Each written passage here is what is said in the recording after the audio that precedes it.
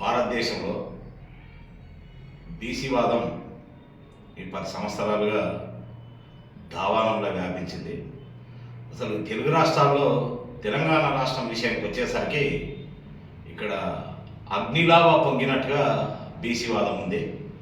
అసలు ఈ బీసీ గతంలో తెలంగాణ రాష్ట్రం ఏర్పడే సందర్భంలో జై తెలంగాణ అనకపోతే నన్ను దూరం పెడతారేమో, నేను రాజకీయంగా వెనుకబడిపోతానేమో, రేపు నాకు ప్రజలు ఓట్లు వేయరేమో అనే భయానికి సమైక్యవాదాన్ని నెత్తిన మోసిన మా తెలంగాణ ప్రాంతానికి చెందిన ప్రజాప్రతినిధులు కానీ రాజకీయ నాయకులు కానీ చివరి దశలో జై తెలంగాణని ఎట్లా అన్నారో ఈ మధ్యకాలంలో కూడా అన్ని రాజకీయ పార్టీలు జై బీసీ అంటున్నాయి. అగ్రకుల నాయకులు కూడా జై బీసీ అంటున్నారు. అక్కడ రేవంత్ రెడ్డి జై బీసీ అంటున్నాడు, ముఖ్యమంత్రి హోదా ఉండి కూడా. ఇక్కడ ఎమ్మెల్సీ కవిత గారు జై బీసీ అంటా ఉంది.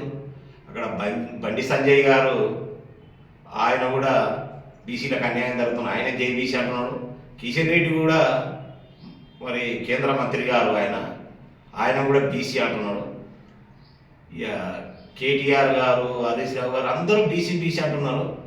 బీసీ సంఘాలను వెనకకి నెట్టి మేమే ముందు ఉండాలి, బీసీ వాదాన్ని మేమే హైజాక్ చేయాలనే ఉద్దేశంతోన అందరూ బీసీ అంటున్నారు. కానీ ఆయా పార్టీలో పనిచేస్తున్న బీసీ సామాజిక వర్గానికి చెందిన నాయకులను కార్యకర్తలను నేను ఒకటే కోరుతా ఉన్నా, వాళ్ళు అధికారంలో ఉన్నప్పుడు ఏ పార్టీ నాయకులైనా సరే బీసీల గురించి ఎక్కడ చర్చించాలి. బీసీలకు ఇస్తానన్న హామీలను కూడా ఎక్కడ అమలు పరచలేదు. కాబట్టి వాళ్ళేదో నిరంతరం రేయింబవలు ఇంటి సంసారాలు విడిచిపెట్టి జాతి ఐక్యత కోసం, జాతికి సామాజిక న్యాయం జరగాలనే ఉద్దేశంతోన ఆర్నిశలు ఏ స్థాయి నాయకులైనా సరే గ్రామ స్థాయి నుంచి రాష్ట్ర స్థాయి వరకు జాతీయ స్థాయి వరకు నాయకులందరూ ఎవరి చేతనైనంతలో వాళ్ళు బీసీవాదాన్ని నిరంతరం తమ భుజస్కంధాలపై మోస్తూ మరి బీసీల కోసం, బీసీల హక్కుల కోసం ఆరాటపడుతూ పనిచేస్తూ ఉన్నారు.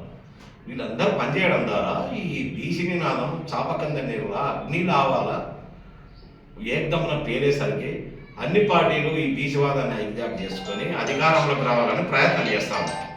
ఎవరు కూడా ఆయా పార్టీల బీసీవాదాన్ని అవకాశవాదంగానే గుర్తించాలి తప్ప వాళ్ళు బీసీల ఆపద్బాంధవులుగా లేకపోతే బీసీ బంధువులుగా వాళ్ళని గుర్తించకూడదు.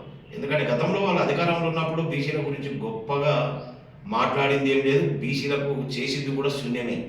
ప్రతిపక్షంలో ఉన్నప్పుడు జై బీసీ అంటారు, అధికారంలోకి వచ్చి ఓట్లు దండుకొని అధికారంలోకి వచ్చిన తర్వాత నై బీసీ అంటారు. కాబట్టి ఇప్పుడున్న క్లిష్ట పరిస్థితి చాలా కీలక సమయం ఇది.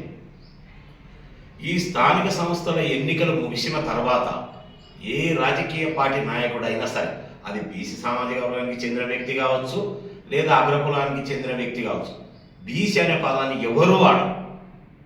ఈ ఎన్నికలను దృష్టిలో పెట్టుకునే జేబీసీ నినాదాన్ని వాళ్ళు నాటకీయ పరిణామాల్లో ఆ బీసీవాదాన్ని మోస్తూ ఉన్నారు. నిరంతరం సీజన్ను అన్సీజన్కి ఎలాంటి సంబంధం లేకుండా, ఎన్నికలకు సంబంధం లేకుండా నిరంతరం నిస్వార్థంగా బీసీల హక్కుల కోసం బీసీ నినాదాన్ని మోసేది బీసీ సంఘాలే. ఈ మధ్యకాలంలో మేము బీసీ అని చెప్పుకున్న నాయకులు కూడా బీసీ సంఘాలు ఎక్కడ పోయినాయని ప్రశ్నిస్తారు. వాళ్ళు ఏదో వ్యక్తిగతంగా వాళ్ళకి అన్యాయం జరిగితే బీసీలు ఏం చేయాలి? బీసీల హక్కుల కోసం పోరాటం చేస్తాయి బీసీ సంఘాలు తప్ప ఒక వ్యక్తి కోసం పనిచేయదు.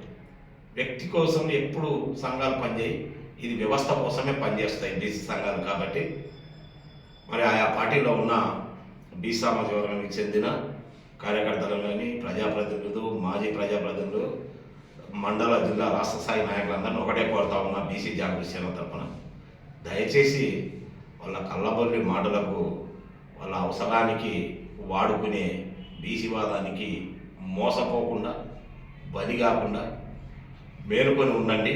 వచ్చే స్థానిక సంస్థల ఎన్నికల్లో 42% రిజర్వేషన్లు కేటాయించే వరకు మన నినాదం వినిపిద్దాం. ఎన్నికల తర్వాత కూడా మన బీసీ నినాదం వినిపిస్తాం తప్పకుండా.